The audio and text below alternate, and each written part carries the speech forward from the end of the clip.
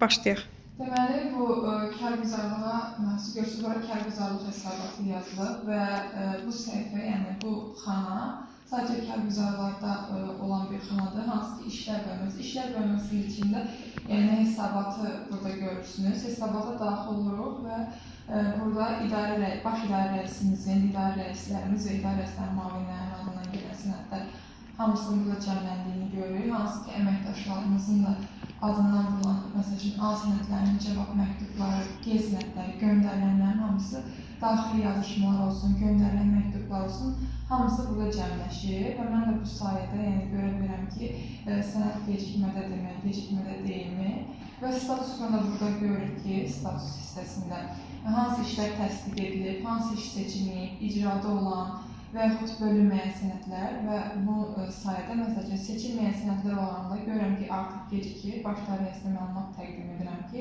bu sənəd mütləq seçilməlidir və sizin adınızdan vurulmalıdır, ya bölünməlidir bu şəkildə.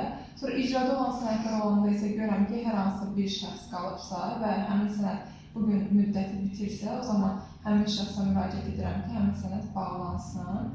Yəni bu hesabat bölməsi belədir və ürəyimi istədiyimiz zamanda, yəni buradan axtar bölməsindən hansı ki əvvəl göndərilən sənədlər olsun, tutaq ki yeni hər hansı bir sənəd daxil olursa, burada iş tarixini silməklə daxil olma növbəsini qeyd edirik. Hər hansısa bir sənədin, tutaq ki 24-cü ildə bizə lazım olan bir sənəd var, 25-də həmin sənəd gəlibdir. 24-cü ilin məsələn yazıram, tutaq ki həmin o daxil olma növbəsini axtarış bölməsini basandan sonra da tarixlər yəni çıxacaqdır. Yəni bu gördüyünüz sənədlər K sənədləridir. Bizə katiblik tərəfindən daxil olur. Katibliyə də müxtəlif idarə və təşkilatlardan daxil olan sənədlərdir. Müxtəlif mövzulara əhatə edir. Miqrasiya qanunvericiliyi olsun, proseslər olsun, qeydiyyatdan çıxarılma, deportasiya və sair kimi məsələlərə əhatə edir ümumi olaraq.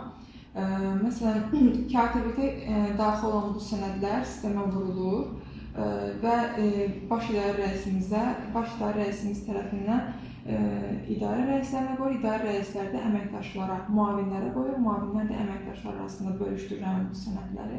Məsələn, gördüyünüz kimi bu özü ilə qeydiyyatdan çıxarma ilə bağlı olan bir sənəddir. Bu sənədi mən katiblikdən götürdükdən sonra həmin bu daxil olan sənədlərin qeydə alınması kitabını görürsünüz. Bu kitabda qeydiyyata alınır və qeydiyyata alındıqdan sonra hansı ki, əməkdaşlar arasında bölüşdürülmüş bu K sənədləri icra olunduqdan sonra cavab məktubunun da nömrəsi yenidən burada qeydiyyata düşür. K nömrəsi yazılır ilk dəfə daxil olduğu zaman. Daha sonra bir neçə gündən sonra cavablandırılarsa 2 günə, 3 günə, 3 gündən sonra da misal üçün şərt olaraq deyirəm, daxil olan sənədlərin qeydiyyat kitabında yenidən bura çıxan nömrə, göndərilən nömrə də yazılmalıdır.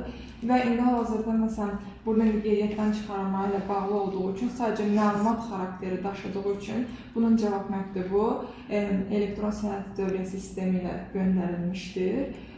Həmçində şürüz vasitəsilə. Məsələn, elə sənədlər olur ki, həmin bu sənədlər cavab məktubları daxil olan sənədin arxasına mütləqli şəkildə tikilir. İl sonunda toplanılan bu sənədlər arxivə mütləq arxiv olunur, hansı ki, necə deyim, yəni bu sənədlər tərəfindən yenidən nömrələr yazılır, yəni daxili siyahısı verilir və müxtəlif qovluqlara əlavə olunaraq, yəni tərəfindən arxivə tərpil verilir.